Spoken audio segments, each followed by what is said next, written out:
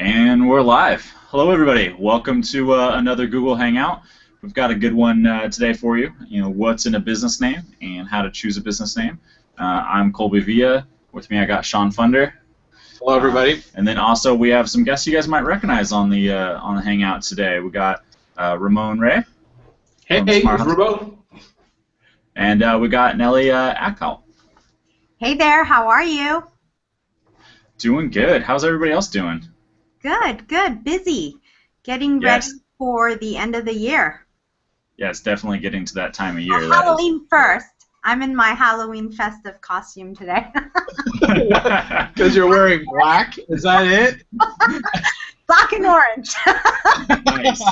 In that case, I guess I am too. Also, your company's color scheme, though, too, so it goes both ways. It is. It is. Actually, it was funny. I walked in here, and I'm wearing black and orange. See? I got up. No, awesome. Stand up, please. Yeah. Okay, stand up. There it is. So, and then we have, we've decorated the office here with just all out for Halloween. So my husband puts a Halloween witch hat on me, and she goes, "You look like a little nice witch." Okay. I like how he describes that. I didn't know how to take that. You're a nice witch. Not the wicked witch. Yeah. Not the wicked witch. I'm a nice witch. I'm a nice witch. Oh, that's awesome. Well, let's get to it. Let's share the deck we got going on here so everybody can see exactly what we're talking about. And first up, so intros. I think we covered these for everybody. So Nellie from corpnet.com, founder and CEO. And then we got Ramon Ray from Smart Hustle Magazine. Hey, good to be here. And Shawn Pfunder, once again. I love your profile pic every time, Shawn. Yeah, with the lazy eye and no hair. No hair. Yeah, that's the way to go. And I just saw on Ramon's again. I meant to ask you how you. I mean, before we get we're gonna get into it. Yeah. But I just want to ask how you came up with the name of your business. Hustle's a pretty big word. Lots of people are using that word these days. How did you come up with that, and when did you do it? Was it before it became cool, or after? Well, just to be clear, they're using these words nowadays because I created the magazine. So before I created the magazine, nobody was using it. No, but really, it's my journey. It's my journey. I'm a hustler. Never stop, make a lot of mistakes, screw up a lot, and keep on going. Love being punched in the face, and I think that's what entrepreneurship is about. But I think that if you add smart to it, do it strategically, then you can succeed. So that's the nutshell of it. I just wanted to go beyond being the tech evangelist, as many of you know me as, small biz technology, and wanted to go beyond that. So that's the short of the story. Yeah, I heard a recent it was a recent podcast I was listening to. They were talking about the word hustle, and it actually encapsulated exactly what you were saying, that we forget that smart is part of hustle. Mm-hmm. Hustle's not just constantly running and constantly doing things, right, and constantly faster than everybody else. Yeah. But it's being smart. Actually taking time to stop, look at the trends, look at what's going on, and then make decisions that way. Right? And that's hustler for better or worse. That's what it means. I love it. I love the name of your magazine. Awesome. Thank you. Cool. Well, let's jump into it. So first slide, pretty bold, inspiration. Let's talk about it. Yeah, how you get inspired with coming up with a name. I think this is we started kind of headed that direction, even with talking with Ramon. How in the world do you even come up with it? It's harder than even naming. I read an interesting article today where very clearly they said this is harder than naming a child, naming your business, naming your startup. It is. Because the child, nobody cares. It's just a kid. I mean, it's 20 years old. It's out of the house. It doesn't really matter. I mean, your business, that's what's really. I'm just joking, everyone hearing this. I didn't really mean that. So. We could go the Peekaboo Street route where they let their kids name themselves when they turn 4 or 5. Yeah. Yeah, with kids. But to answer the question, I mean, I think yes, it's difficult to do, but I think that, in my perspective, I think that come up with something fun, come up with something that makes sense.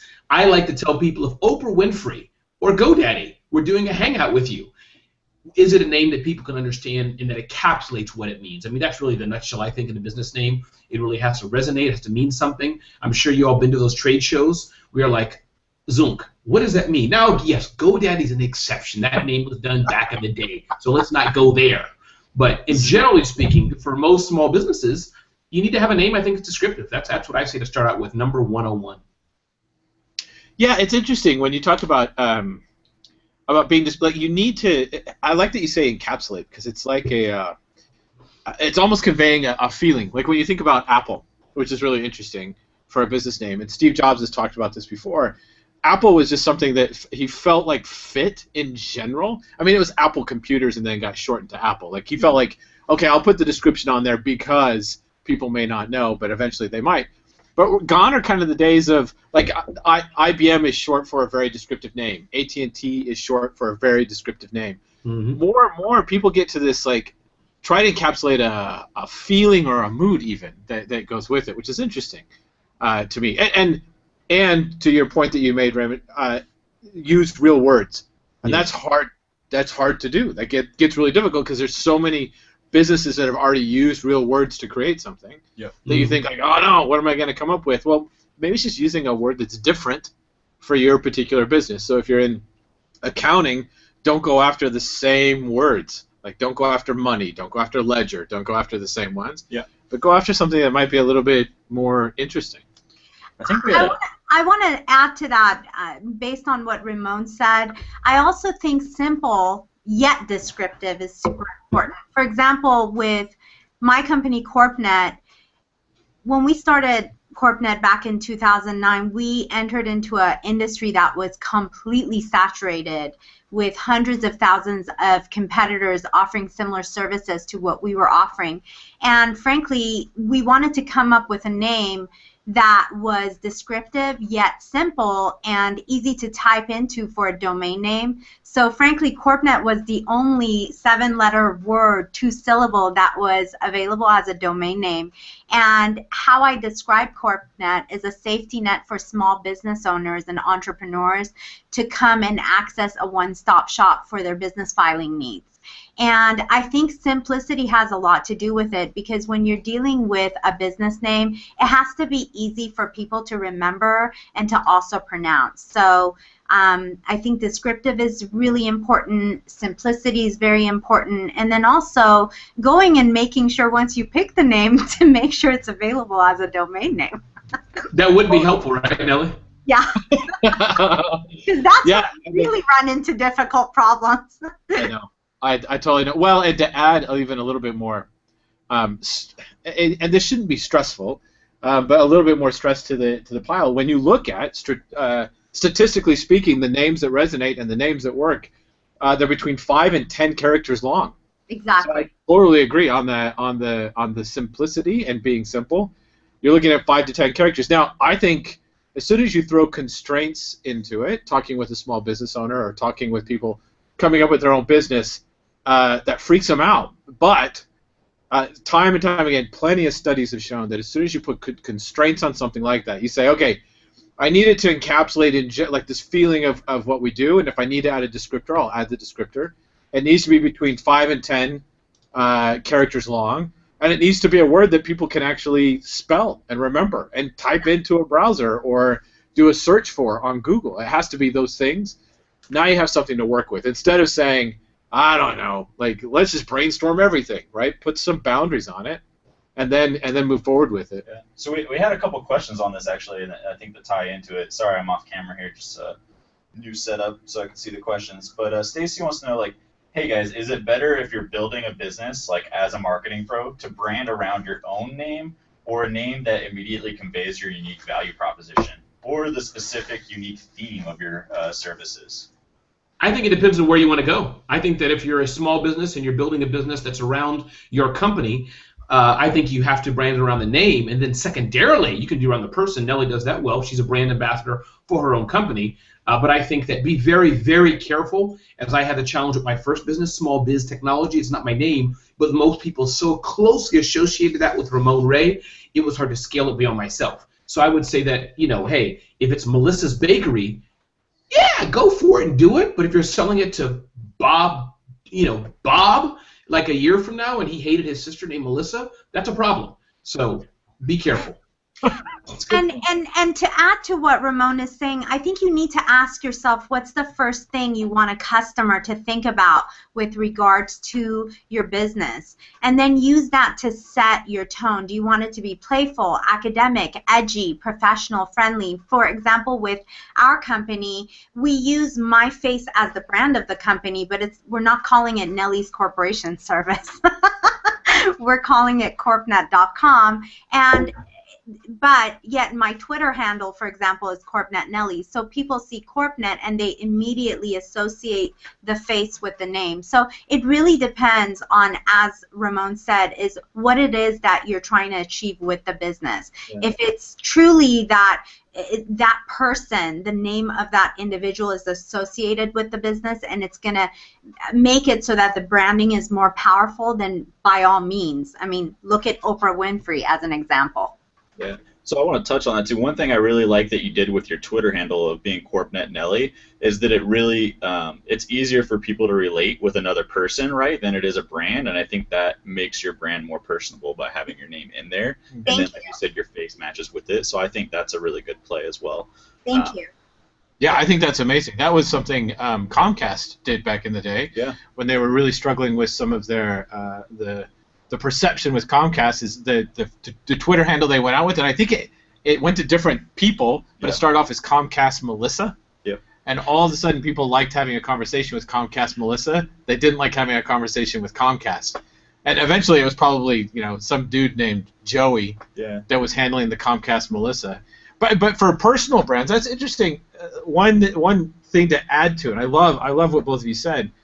When I've been thinking a lot about this, when entrepreneurs or somebody starting a business, there's kind of this difference between somebody that's going after a lifestyle business where I just want to make money and live above my shop and that's it. Like, I don't want to grow, I don't want to sell it, I don't want the potential of like this big partnership type of stuff.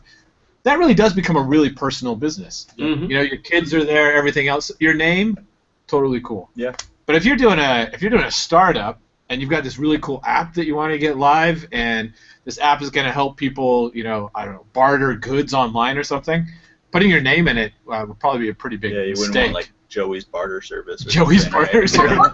Yeah. And I think also the industry as well. I think that some industries like lawn care, your typical suburban America, most of them have the person's name. That's just, it's a very small business.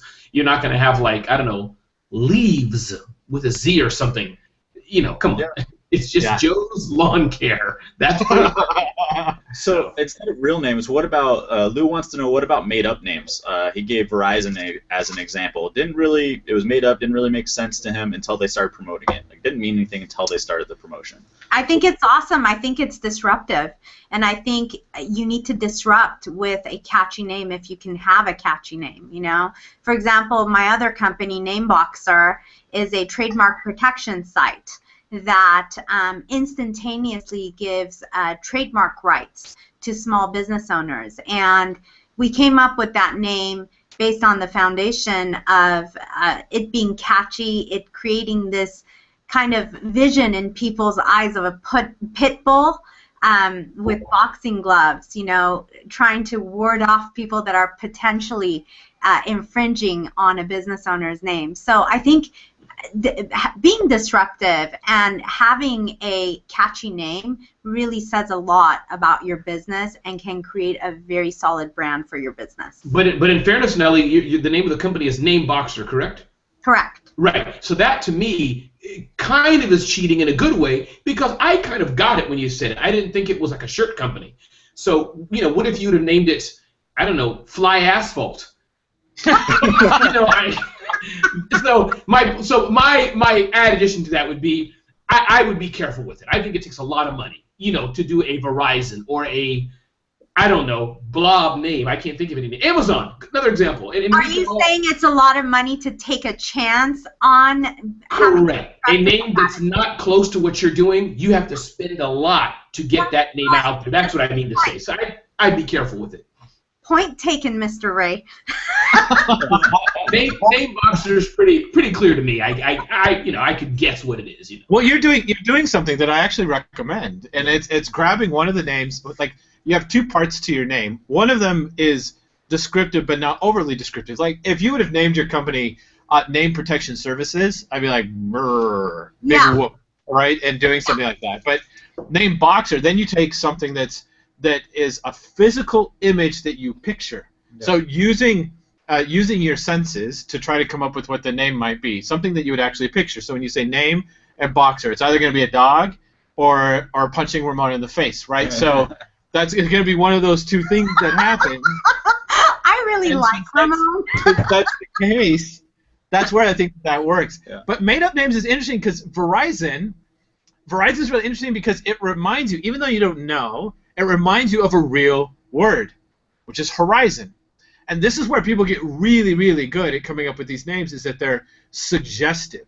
Like they still give you a sense, like Acura for the car, right? Acura is a completely made-up word, but accuracy is part of Acura. So it gives you the impression that there's something very detail-oriented about Acura as a car. And so even in the case CorpNet is, it's short, right? But it's made up. Like CorpNet as one word, even if it's got the camel case, is made up. 150% made up. I mean, right, made up at midnight in bed. Yeah. I mean, really, we were going through millions of domain names, and for purposes of clear transparency, for us, the way we really came up with the name and the brand for the company was we went straight to GoDaddy, because we buy every domain name from GoDaddy. And we like that. Yeah, exactly. We did that I love you guys so much. But we really just started testing out domain names to see what was available. You know, corp.net obviously was taken. Corp.com was taken. And we came up with CorpNet. And as I mentioned to you, it was really to create this vision in people's head and this branding that we're a safety net, a one-stop shop for small business owners whereby they can come start a business, manage their business, protect their business, run their business, all in one place. Nice. So I want to move on to the next slide just because we've been on inspiration for a minute, and I have something that ties in this. So the next one's brainstorming, right? So let's talk about like brainstorming the name. One point I want to kind of bring up that Ramon touched on earlier is naming your business is harder than naming your child, is kind of how we joked. But you actually get to be a little bit more creative with it, right, in certain ways. I mean, there's some people with some crazy names out there, don't get me wrong. Yeah. But I think you get to have a little bit more fun and creativity and be a little bit more abstract with a business name than you do with an actual human name. Yeah. I did try to name my son Dude Pfunder. That didn't work out so well. Dave, he named his kid Crash. Crash. Oh, that's true, man. Crash. That would be great. No, I think you bring up a really good point on the brainstorming fight. And the one thing that I'm really curious to hear what you guys have to say about this. But the one thing I would add is coming back to that, coming up with words or phrases that when you say that word or phrase to somebody, they don't picture the word in their head. They picture what it is that you're talking about. Mm-hmm. So we talked earlier about like a dance studio, coming up with a name for a dance studio. And studio and Studio One and studio this and studio that, like, it's all taken. And when I say the word studio, a lot of people can't picture in mind what that is. But if I were to say something to a dancer, if I were to say first position, right, they could picture that in their mind. Or if I were to say something that they would see in lights, right, or something they could physically hear, that evokes something really interesting. So when brainstorming and coming up with ideas, you're going to end up probably with a lot of 2-word phrases and 3-word phrases, but one of those, or a piece of that, try to get something that you can physically see. It's just so much easier for us to remember if we can physically see it instead of naming something. If you name something like even cloud stuff can get like cloud. Yeah. But something tangible. Like my favorite golf brand, Ping. That's a sound you're used to hearing. Ping is an amazing name. Like, You know what and the club's going to names. If you think about the women's, I don't know if it's out of business yet, but the women's exercise, not studio, but the place where people go to exercise. I don't go to those places. I just drink vitamin water and Snicker bars. Gyms. I think it's called gyms in America. Gyms, yes. The place is Curves, right? Curves. That you get exactly what that is. I mean, I think that's one of those brainstorming. They could have called it women's studio, women's this, but Curves. You get it. So I think brainstorming. My point being is very important. I think you can extrapolate and not only think of what you're doing, but I think it's important to think of where you're going as well. And I think to think of the tentacles of where your business might be. You know, is it going to be, let's take a law firm, to make it very, you know, something very basic, a law firm. Are you going to be having events, online training classes? Are you going to be doing consulting to large businesses, small businesses? So if you think of a name that can have tentacles to extend what you're doing, I think that can help too. Or a spa service, whatever your business name is. That's a good point. No, it's a great point. One of the things that you bring up there too is knowing your potential and where you're going. If you're going to stay local, then throw something local into your name. That's totally cool. Absolutely. But if you're not, like, it's not going to work for you. Like if it's, you know, Pocatello Pizza, that sounds awesome because of the alliteration and the double L's and everything. But as soon as I open up a store in St. Anthony for Pocatello Pizza, like, that's weird. And that's hard. You need to know in general what your goals might be. Yeah. Netflix is a good example of this. When they started Netflix, it was all the DVDs by mail. Yep. But look at the name. It's net. Like, So I'm going to serve you movies on the internet. He knew he was headed that direction. So he came up with the name Netflix, even though he started off with the DVDs. Like, forward thinking when you're brainstorming, where potentially do I want this to go? And then make sure that the name, you don't sabotage the name by giving it something that's a little bit short-sighted. And by the way, where's Pocatello? Is Pocatello in New York City? Yes, it is. It's a district in New York. No, it's not. Yeah. Yeah, so You had me going for a second. Yes, there. I should. It's that borough by Hell's Kitchen, Pocatello, Idaho, of all places. Oh, yeah. really? Yeah, we could talk Idaho. Yeah. Way to go, Idaho. Yeah. I want to throw something in there. When you're talking about brainstorming, one thing that I definitely want to bring up that a lot of small business owners don't think about is you want to definitely watch out for language cultural pitfalls, because during the brainstorming phase, people tend to get really, really creative to the point that, in my opinion, can actually backfire on them. So, for example, I had this client that they were running he was a handyman service, and he specifically dealt with hanging picture frames. And so, for example, a business name like Get Nailed may not be the ideal name for a carpenter. Yeah, that's not so great. You know, so Yeah. and I actually write this in some of my articles out there, but the best way to avoid creating, I knew you guys are gonna laugh. I don't even know if I should have brought this up or not. Yeah, you should have. You should have.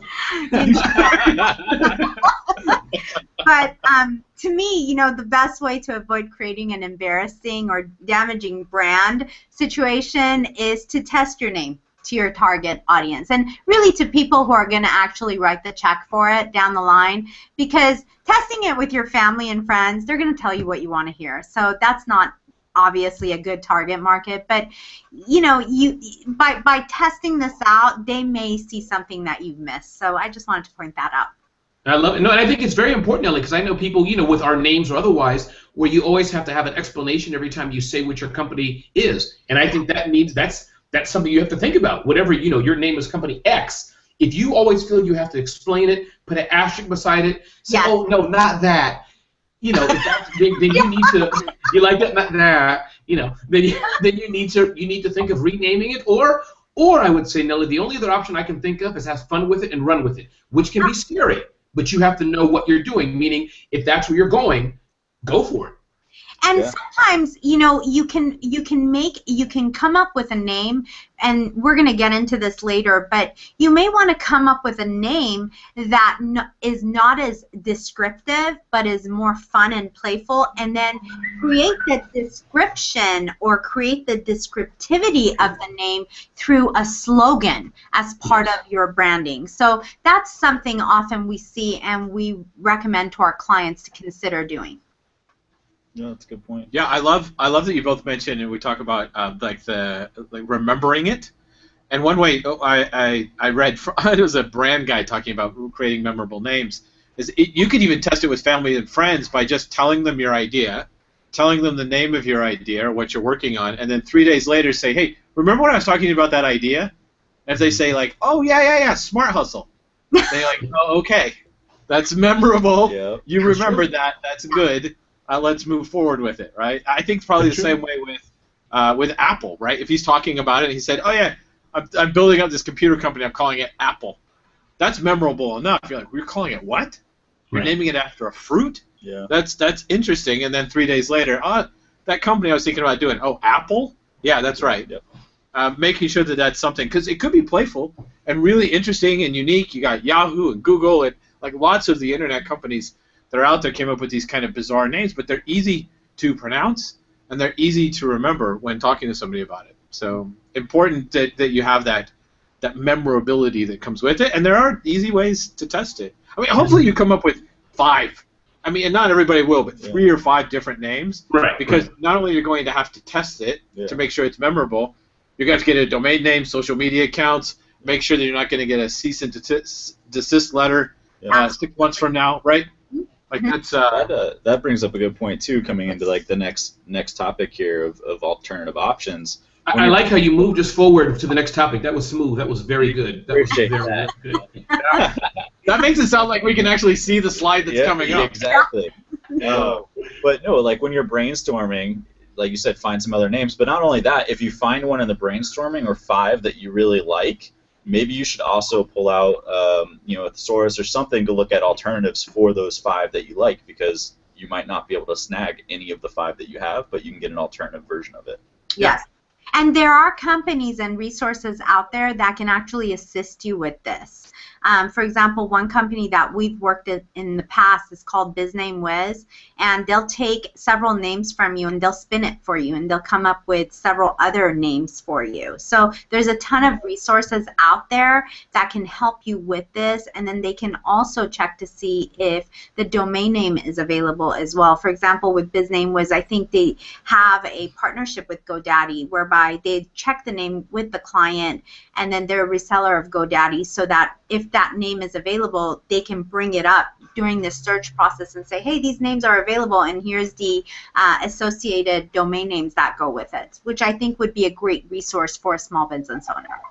And a big shout out to GoDaddy, Nellie, and team at GoDaddy. I just want to say that download the GoDaddy app. You know, I'm not saying that just because I'm on the call with them. Well, I am, but still, download the GoDaddy app, use that, and I mean the proverbial when you're in the shower at lunch, buy domain names. Anybody who says, oh, it's $8 each, I don't know if I should buy 10, you're not ready to have a business. Just close up shop. Don't even stop. So I bought, maybe, I know Nellie has like 10 million domains, but I have at least 150, 200 domains because of things I think about, and I save them. Sometimes I let them go after a while. But I mean, listen, for your business and for business ideas, buy every domain name. It's low cost enough that you should have it so you can kind of just secure that, and then you can see CorpNet about who you need to sue or who's going to sue you later on. That's amazing. Totally different. Totally different I play the victim mentality on that. Like, oh, I'm going to get it. Yeah. Who you're going to sue. I love that. That's awesome. No, Well, it's I must say, just one more point. I've done that before. I was speaking for a bank, and I bought, well, I'll just say it's TD Bank, and I was speaking for TD Bank, and I bought TD Bank Ramon because I figured it'd be easier for the attendees. I was doing it for them. It was their event. And I got a letter. I got a letter from their legal team, Dear Mr. Ray. I mean, they didn't know who I was from Adam. They didn't know I was working with them. But Dear Mr. Ray, we noticed, you know, because I guess they have hooks into all these systems. We noticed you bought TD Bank Ramon. That's not allowed. Cease and desist. I was so honored that they. That's amazing. At least I'm making big mistakes. That's good. Yeah. Honored. Exactly. Please go ahead. Not only with alternative options, I'm going to do another transition here. You guys ready for this? Yeah. I'm ready. Like you said, this is restrictions. Let's talk about some restrictions here going on. So like you said, you can't buy the trademark stuff. You'll get a cease and desist letter. But Nellie, I know you've got a lot to say on this topic. Well, first of all, I think we need to make sure that the name is available. Once we've picked that name, guys, we have to make sure it's available, okay? Because the one thing that I often see with small business owners is that what they do is they're so excited about getting that business off the ground that they start immediately printing up business cards and letterheads. So you have to make sure that name is available. Quick way to do this is just come to a reputable company and do it quick knockout search by doing a free business name search in the state that you're trying to conduct business in. If the name turns out available, then great, take it to the next level and do a free trademark knockout search to make sure nobody has trademark rights or pending trademark rights federally in all 50 states. Because nowadays, when we're starting a business, 99 out of 100 times we're going to have an online storefront in the form of a website. So you definitely want to make sure that name is available for you to use in all 50 states potentially if you're trying to grow your brand, so that you're not ending up, as Shawn said, on the wrong end of a potential trademark infringement dispute. Now, once you've taken these 2 steps, you also want to make sure that within your name are not prohibited words within the name that you cannot be using.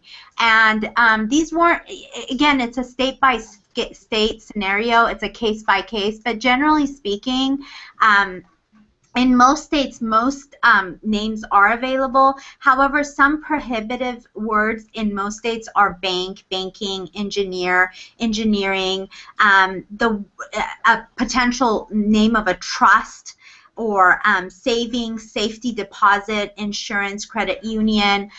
Sometimes if you are using potentially a name of a professional association. So you have to check with your state and make sure that within the name you're not using a prohibitive word, because chances are if you take the next level and try to incorporate or set it up as an LLC, the name will be rejected and you won't get a successful filing within your state.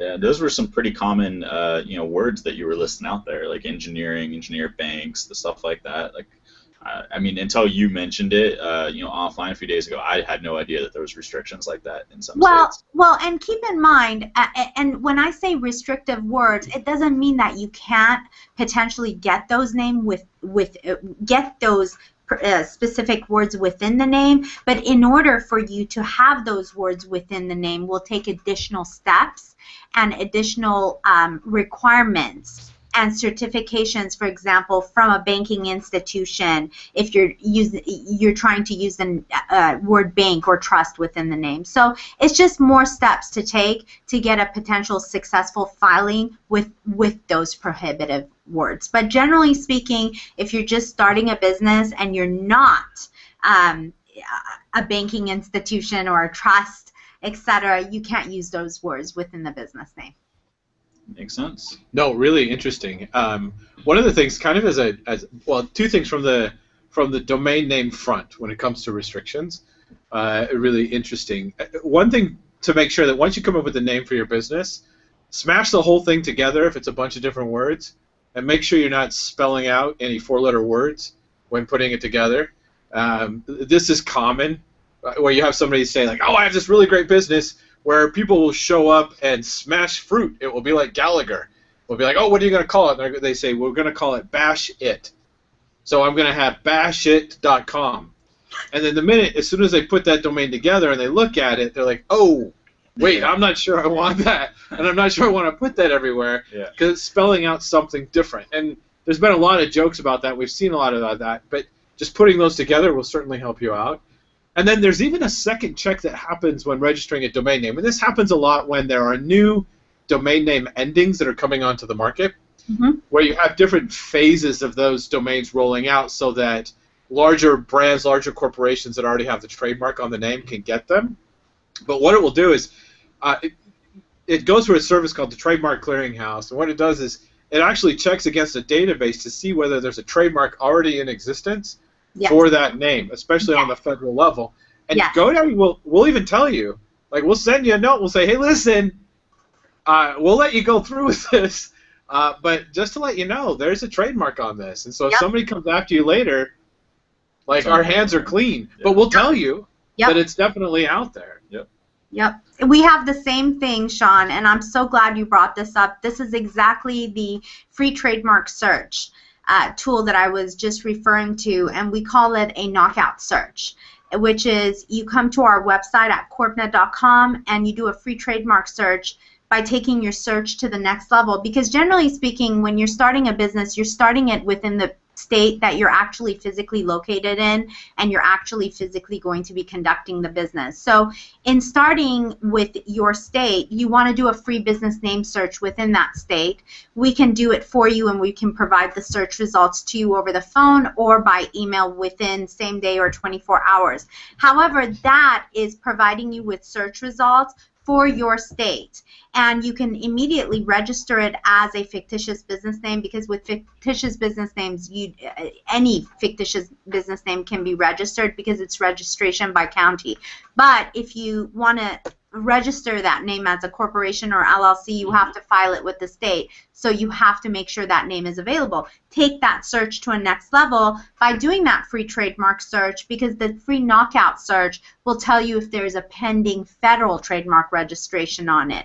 But not necessarily, and if it's not, if there is no pending federal trademark registration on it, get this, that does still not mean that somebody doesn't have common law rights to that name. They may still be using that name in commerce and not necessarily have registered it with the U.S. Patent and Trademark Office. So you got to take it one step further and do a comprehensive nationwide search, which will cost a little bit of fees for a reputable company to conduct that search. But truly, if you're serious about your business, you want to take these steps because it will save you so much time and money down the road. And I would just one more thing to add. I would show off my legal prowess, Nellie, but I don't want to, show off how legally savvy I am. Not everyone, not. But no, really, also social. I would just add that too. There's nothing worse than also having, you have a name, Water, whatever it is, and knowing that you can't have the nice name on Twitter or Facebook as well. That's just another thing I thought of as well. Yep. Yeah, hugely important as well. As a side note, if nobody else has noticed this yet. Nellie's got some pretty violent names for the services that she does. She's got Boxer and Knockout. Now, those are the two that we know about. I'm waiting for like an upper right something. Knockout is not a name I have. It's just we call it a knockout search. But good try. She's gonna. Oh, you I wait. See a theme going on She's here. Gonna be like, and we call this the haymaker. So now that I think and if you want to really grow your business to the next level, check out this service. It's called the Slice and Dicer.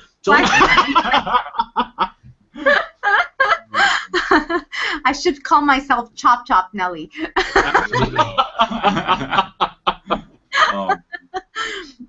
So now that I think we've officially scared anybody that's thinking about starting a name that they can actually get their name, let's talk about if they do make it through this crazy maze and get the name they want. What can they do to protect themselves? Like, what's protection look like on your business name? So again, it can vary from several different phases. Name protection starts with use, and if once you've checked that name for availability and you've gotten clearance on it, you can register it in several different ways. First, easiest way by default is to start conducting business as a sole proprietorship. Actually, by default, if you start conducting your business without any type of legal protection, you are looked upon as a sole proprietorship, and the way to register that business name would be by filing what is called a fictitious business name or doing business as filing within your county. Again, that will just start giving you common law trademark rights. It won't necessarily give you federal trademark rights. So in order for you to fully protect that name and have protection within your state or all 50 states, you want to consider trademarking that name. And the way to trademark that name is you can either do it within your state and only your state, or if you are conducting business intrastate, meaning more than one state, you can file a application for federal trademark registration with the U.S. Patent and Trademark Office. And the filing process is pretty straightforward. It's an application that you can file, and assuming that once you submit the application, your application is assigned to a trademark examiner, and what happens then is, assuming everything goes through and the trademark examiner doesn't have any questions, you will ultimately get a registration on your filing anywhere between 9 and 12 months. And what trademark protection will give you is protection of your name, your brand, so that potentially nobody else can come and start using that name, diluting your name or brand, and taking that name away from you. So to make sure I understand, one question I've always had, is there a difference between like DBA and sole proprietor, or is that the same thing? Like doing business as or sole proprietor, same or different? That's a great question, Shawn, and very confusing for a lot of people. So the sole proprietorship is the term that we use for the specific business structure, the foundation as to how the business is set up. And Yep. Filing associated with getting that sole proprietorship into existence is by way of a doing business as filing or a fictitious business name filing, because most entrepreneurs, when you're operating as a sole proprietor, meaning one person operating a business, one-man show, by default you can either conduct business under your own name, but oftentimes entrepreneurs will want to use a different business name other than their name. And but to do that, you have to file with the county, which is called a fictitious business name filing, also referred to as a doing business as filing.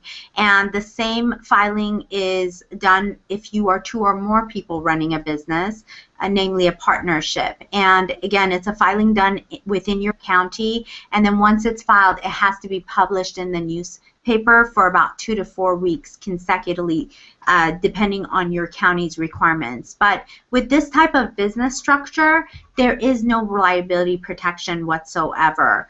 God forbid if you end up on the wrong end of a lawsuit, the owners of the sole proprietorship, the sole proprietor, or the owners of a partnership are personally sued. So if there's a judgment against you, they can come after everything you have, your personal assets, your car, your savings account, your house, your retirement, anything you have, they can come against it. Yeah. Does that make sense? No, it totally does. I think that that's one of the questions. A lot of people, when just getting started, they think, okay, I have a domain name, I want to prop up a website type of thing. They prop up the website. They're kind of doing something, like maybe consulting work or something like that. Haven't even gone to the county. Haven't even set up as a sole proprietor at all. And kind of by default, correct me if I'm wrong, by default they're kind of DBA sole proprietor. They just haven't gone through the channels yet. You're absolutely right, and that's exactly it, but they haven't really taken the necessary steps to actually legitimize the business. Right. And, you know, and that's really why we're out here, to create that awareness that you need to take the necessary steps to make sure that you're legitimized as a small business owner, and you're taking the right steps to legitimize the business to make sure your I's are dotted and your T's are crossed. So what would prevent somebody from just going, like, if you're going to a service and you're going to make sure that it's trademarked, it's good, it's legitimate, why would people stop short of just going with limited liability company, like, and leave themselves open to risk? So I'm totally curious on that. I can tell you one reason for that. It's not a professional answer, you know, but I mean, in my opinion, I think just 1, laziness. 2, what I tend to fall on the side of, nothing's going to happen. 3, I'm too small. So those are 3 things I can think of. I mean, Nellie probably sees it, you know, on a whole other macro level. But I think just from my personal experience, my businesses are registered in LLC and all that, you know, I's dotted, T's crossed. But I think that's the big reason. I mean, it's complicated. I don't need to do it. You know, I'm already making a few, you know, hey, I'm getting a few thousand a month here. Things are cool. I'm hired to do whatever I'm doing. So I would think that's probably why. But I think it's those businesses that have a vision for growth or who are smart, they're going to be the ones who are going to be doing it versus those who are not doing it.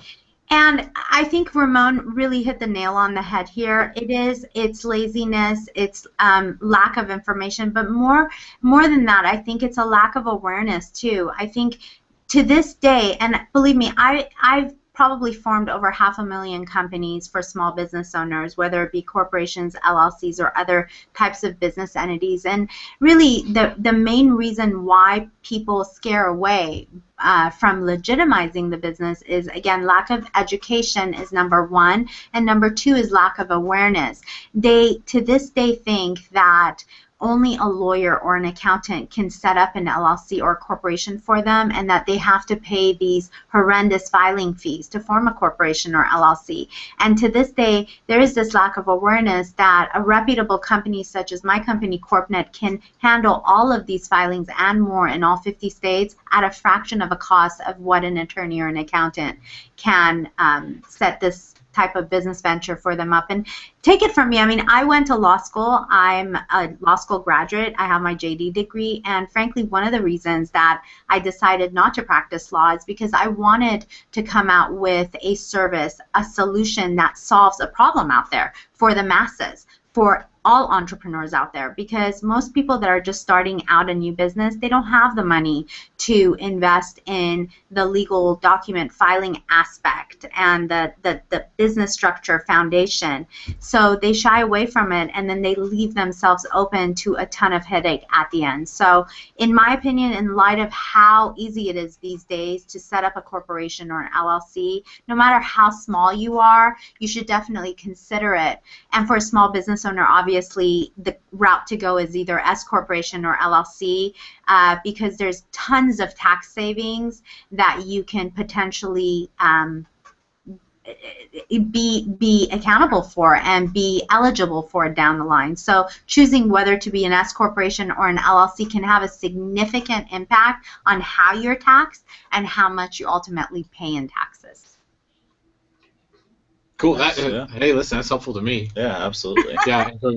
No, I mean, I think there's a lot of people that assume that if it's going to be an LLC or even incorporating, there's just going to be a stupid amount of money and a lot of work and a lot of requests for information that I'm not going to be able to come up with. Like, people struggle in general just coming up with business plans half the time. So just knowing that there are services out there and that it's not as complicated as I think we've made it out to be, or people given the impression. It's the same of even starting a website. People think that's got to be open heart surgery. That's got to be really, really, really difficult stuff. It's not. You have to fill in the blanks. Don't get me wrong. Like, you need to make sure you give them the right information. It's like Mad Libs, right? I got to put in the adjective, the noun, the adverb. But you've got great people that will walk you all the way through it. And it's not as expensive or as time-consuming as you think it is. Yeah. And to the point about expense, I just wanted to add and say that to the small business listening to this live or post, expensive cost, I think, are relative, because I'm really telling more and more businesses, invest in your business. Free is nice, and we all want free things, but man, invest some money. Pay $200, $500, $50, whatever it is, in your business, and let's get things done right. Let's not grow a company and you're making $200,000 a year, and then you watch this webinar and Nellie said, "Oh, did you get it checked? Oh, I didn't know I couldn't have McDonald's got food." Really?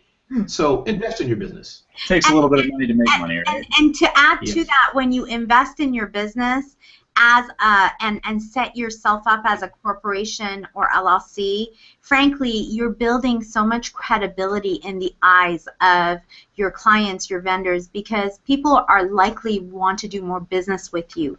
If they've seen you taking the necessary steps to legitimize your business as a corporation or LLC, they see you as a legitimate company. So more likely they're going to want to transact business with you. So there's also that credibility factor that goes with it as well. Yeah, there's absolutely. even from a psychological level, this is really interesting in talking with other people about it.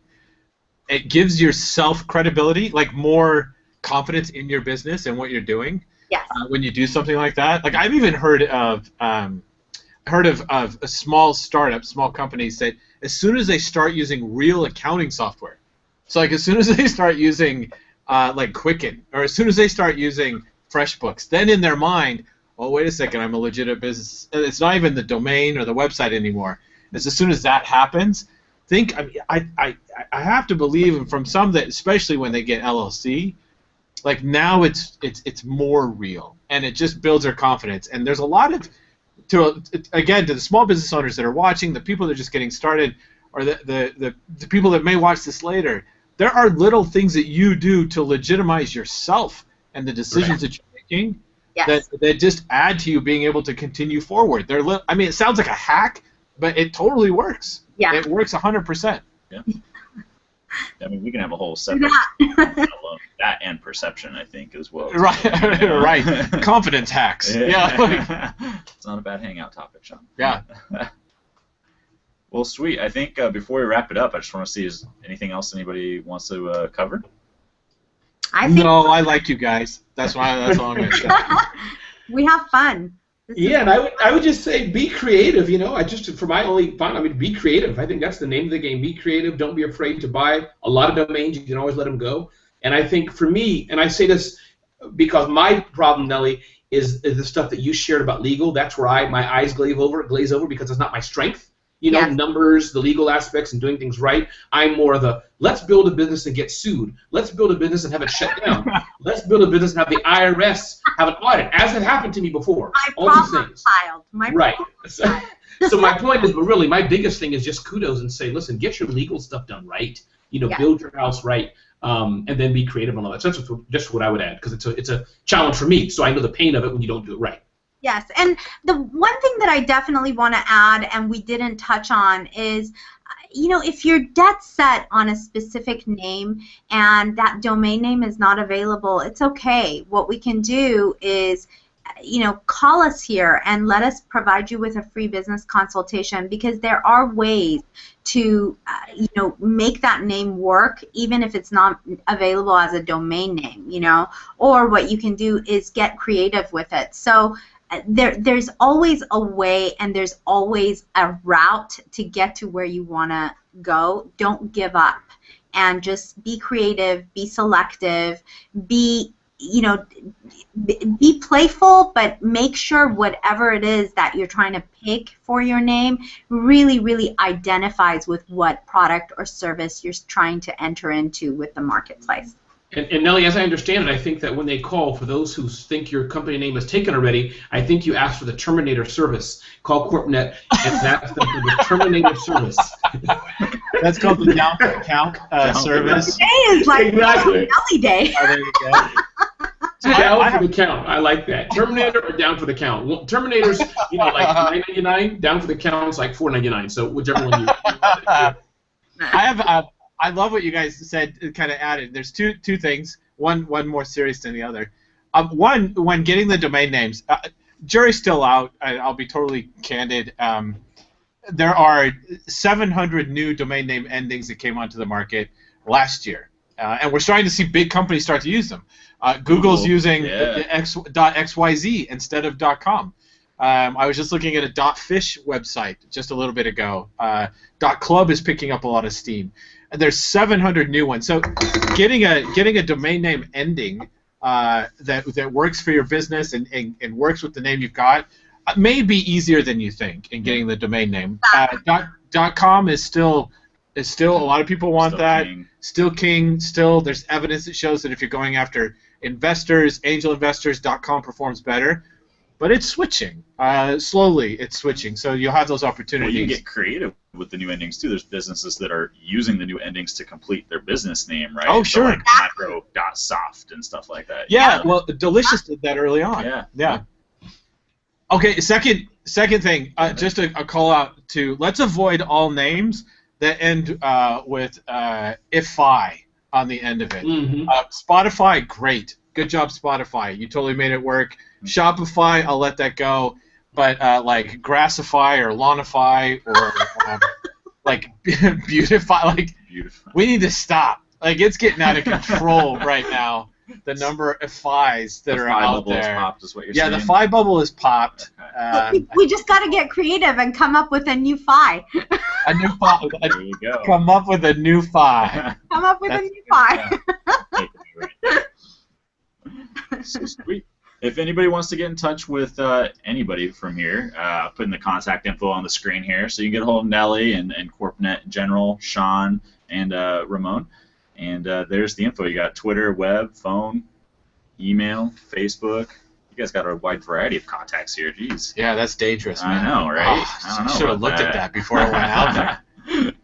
And that's it. But thank you, everybody. Thank you, Nellie and Ramon. I really appreciate you guys coming on. Always a blast to talk and have some fun with you guys. So thank you. And a big shout out to our hidden warrior, Allison. She's been very instrumental, and you know who you are for being a part of this whole thing as well. Yes, thank you. Allison. She is hidden, but she is here. The hidden warrior. I wouldn't be here without Allison. She's my boss. So I go where she tells me to go. So she's a rock star.